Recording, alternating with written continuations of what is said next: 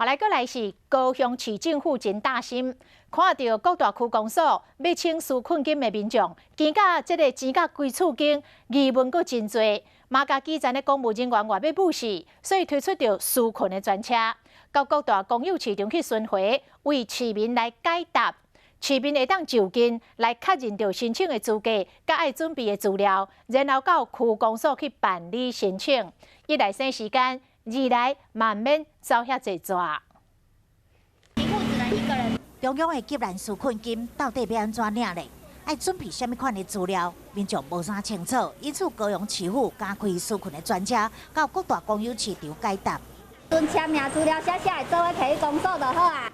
潮州的93岁阿公伫市场卖猪肉，遮尔济岁啊，搁咧工作，毋知家己是毋是符合申请的标准，就想要来问看卖。无啦，这看就捌啦。 另外，厝内开面店的少年人对纾困金申办的条件无清楚，嘛来听说明会。是资料方面要准备什么，然后看自己符不符合资格。就是至少会了解，然后就是回家就是看看能不能帮家人去申请。 试办的初期，民众普遍感觉有解答到心中的问题。中央放宽急难纾困申请的标准，各区公所业务量又然真大，基层的人员无用协助民众咨询查资料审核，为民众也是无清楚申请的资格。高雄市府加派人力到市场人潮聚集的所在开说明会，希望会当解答心中的疑问。